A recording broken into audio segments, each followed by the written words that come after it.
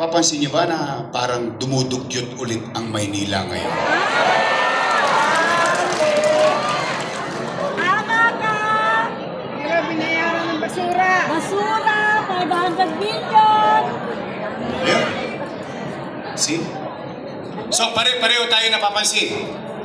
Nangadugyot ulit ang Maynila ngayon. Nay, Tay, I will remind you of recent history. Not too long ago. You know it better than me kasi bata pa ako noon. Naalala nyo nung 1992, meron tayong Mayor Mel Lopez. Ano naging major problem nung 1992? Basura! Basura.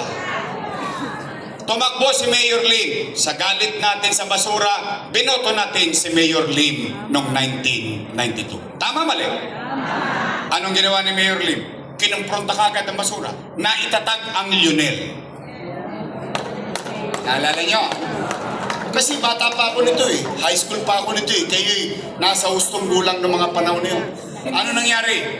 Umayos ang koleksyon sa loob ng 6 na taon ng pamumuno ni Mayor Lim ng basura. Tama mali? Nanalo ang kalaban ni Mayor Lim, si Lito Atienza. Tama mali? Magkaaway sa politika yun eh. Magkakumpitay siya. Tama mali? Anong ginawa ni Lito Atienza? Ano kinuha? Lionel. Isinantabi niya yung politika, tinuloy niya what is effective. 9 years ni Lito Atienza. Para nakaraos tayo, maayos ang koleksyon, ang truck nakapapasok sa Oblo, sa Eskinita, sa Callejon, sa Boulevard, sa Avenue, and so on and so forth. Natapos si Lito Atienza 9 years, nakabalik si Lim. Galit na naman kay Lito Atienza. Anong ginawa? Sino kinuha ni Mayor Lim? Lionel pa rin. Exactly. Setting aside politics, tinuloy ang Lionel. Maayos na naman ang Maynila. Tuloy-tuloy lang. Panatag ang tao. Sanay ang tao. Alam ng tao kung anong oras ilalabas ang basura. Natapos si Mayor Lim. Nanalo si Mayor Erap. 1 year lang na natili sa Maynila ang Lionel. Pinalitan ni Mayor Erap. Tama mali? Ano nangyari sa Maynila? Exactly. Nay, Tay, salamat sa inyo. Binoto niyo akong mayor. Ano binalik ko? Umayos ba ulit ang koleksyon? Natapos ako, sinunod ni ate. Pinutol niya noong December 31, 2024. Anong epekto? That is my point. That's where I'm arriving. Why change things that are working? Why not set aside your political interest? Ipinangibabaw nila yung politika nila kaysa magiging problema ng taong bayan sa basura. Hindi pa ba tayo natuto sa mga sumunod na leader? Anong ginawa ng mga sumunod na leader? Isinundan namin. Isinantabi ang politika, ipinagpauna ang kalalagayan ng taong bayan. Ngayon, ano nangyari sa atin? Exactly. 5-5 basura.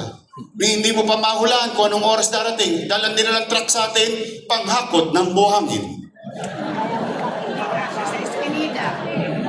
Hindi makapasok sa Oblo. Minsan na lang iabot ng matanda, iahagis pa sa taas. Napansin nyo? Nay, Tay, yan usapang basura. Ito usapang ekonomiya. Lalabing-7 lang ang syudad sa Metro Manila. 16 plus isang munisipyo. Pang-17 tayo. Kanino galing? Kay Yorme? Hindi. Saan galing? Philippine Statistics Authority. We are now number 17 out of 17. Tinalo pa tayo ng munisipyo ng Pateros. Anong tinda sa Pateros? Itlog, balot at pino. Alam niyo kung gaano kalaki ang Pateros? Mas malaki pa ang buong balik-balik. Pagpasok mo sa Pateros, pag kumaliwa ka, Pasig. Pag kumanan ka, Taguig. Ganon kali. Tingnan niyo. Economic growth.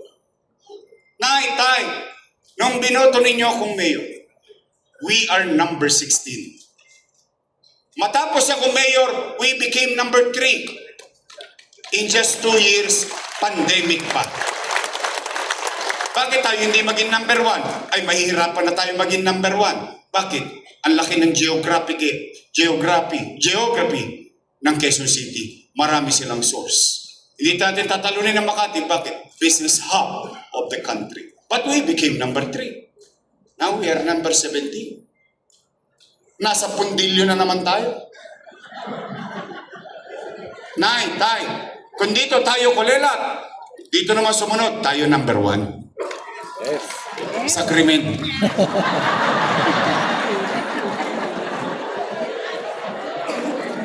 We are now number 1 in crime index, not in Philippines. Southeast Asia. Tingnan niyo po, mga syudad yan sa iba't ibang Southeast Asian countries.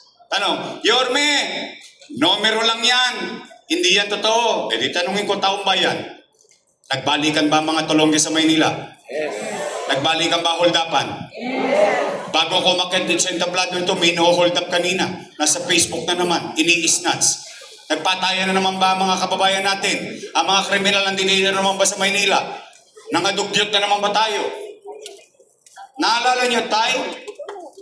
Nung binoto niyo ako mayor, may gobyerno sa umaga, tanghali, hapon, gabi, madaling araw. May gobyerno 24 oras sa lungsod ng Maynila. Naalala niyo? Hanggang hating gabi, natutulog na kayo ng mahimbing. Panatag kayo. Alam niyo bakit? Kasi ang pakiramdam ninyo, Dabako Pirma hindi. Nandiyan pa si Cohis. Nag-iikot pa. Madaling araw na. Tama, mali? Naalala niyo ba yung gobyerno mabilis kumilos? Gusto niyo bang ibalik yung gobyerno mabilis kumilos? Gusto niyo bang matulog ulit ng mahimbing? Nang makalawit ko ng mga... Nakita niyo yung mga motor na maingay?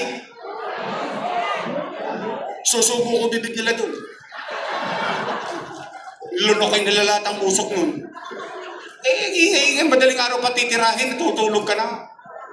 Oh. Gusto niyo bang ibalik na magkagobyerno ulit ang Maynila? Nay, tay, mga lolo't lola ko, help me make Manila great again. Pangapat at panghuli, para uwian na. Gutom na rin ako. Kala nyo, kayo lang.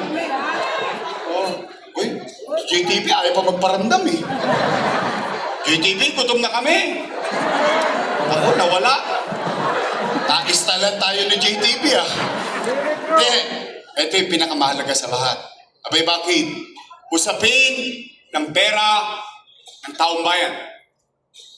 Mahalaga ba sa inyo yan?